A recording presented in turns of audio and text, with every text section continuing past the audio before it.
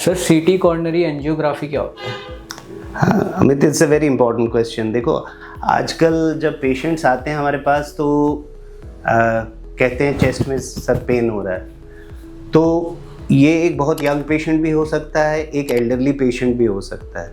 अब अगर कोई बहुत यंग पेशेंट है 25, 30, 35, 40 की एज तक और उसको पिन पॉइंट पेन हो रहा है, एक पॉइंट पे पेन हो रहा है, मैं अपने पिछले वीडियोस में भी बोल चुका हूँ, हार्ट का पेन जो होता है रेट्रोस्टर्नल होता है, जबड़े में जाता है, बाजू में जाता है। अगर ऐसा नहीं हो रहा है, केवल एक पॉइंट पे हड्डी का जैसा पेन, जैसे चोट लग गई हो, इस टाइप का पेन है, तो ऐसे पेन को हम एटिपिकल पेन कहते हैं मेडिकल टर्म्स में, एटिपिकल चेस्ट पेन।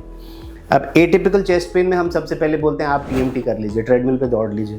तो कोई पेशेंट कहता है नहीं जी हम ट्रेडमिल पे नहीं दौड़ सकते, किसी का मोटापा है, वजन ज़्यादा है, they are not exempted to exercise.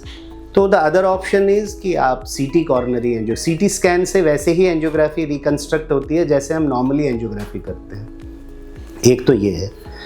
दूसरा कंडीशन होता है कि कोई भी पेशेंट पहले टीएमटी करवा चुका है, वो टीएमटी का रिजल्ट इनकन्क्लूसिव है, उसका निष्कर्ष नहीं निकला कुछ, टीएमटी किया तो था बट नेगेटिव या पॉजिटिव कुछ अच्छे से समझ नहीं आया हमें एक्सरसाइज करने के बाद भी, तो ऐसे पेशेंट का हम सीटी कॉर्नरी एंजियोग्राफी सजेस्ट करते हैं, क्योंकि लो रिस्क है पेशेंट में। हमें नहीं लगता कि इतना रिस्क है कि हम एक नॉर्मल कन्वेंशनल एंजियोग्राफी करें इस पेशेंट की, तो हम कहते हैं ठीक है एंजियोग्राफी की ज़रूरत नहीं है, बट आप क्योंकि टीएमटी इनकन्क्लूसिव था तो इसलिए हम सीटी कॉर्नरी एंजियोग्राफी करके इस इशू को सॉर्ट आउट करते हैं।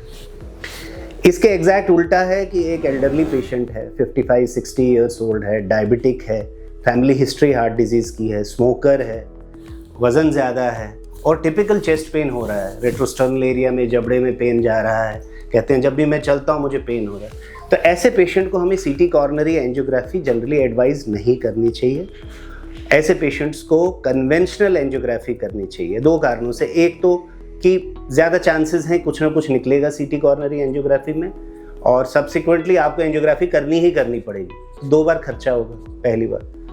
दूसरा ये है कि सीटी कॉर्नरी एंजियोग्राफी की इंफॉर्मेशन देने की कैपेसिटी ऐसे पेशेंट्स में जिनको टिपिकल चेस्ट पेन हो रहा है, एल्डरली हैं, मिडिल एज हैं, कम होती है। सीटी कॉर्नरी एंजियोग्राफी में जनरली हमारे एक्सपीरियंस से हमने देखा है 10 to 25% का एरर मार्क होता है। मान लीजिए वो बोलता है 50% ब्लॉकेज है, तो वो 70 भी हो सकता है, 75 भी हो सकता है, तो ऐसे में गलती होने की स्कोप बढ़ जाती है। तो CT coronary angiography is a test which is reliable in low risk patients. In moderate to high risk patients we should always do conventional coronary angiography, जो नॉर्मल एंजियोग्राफी जो हम ग्रॉइन से या रेडियल आर्टरी से करते हैं, क्योंकि वो हमें करेक्ट इन्फॉर्मेशन देगी और वही गोल्ड स्टैंडर्ड है। तो एक ही बार में कंप्लीट इन्फॉर्मेशन और करेक्ट इन्फॉर्मेशन आएगी।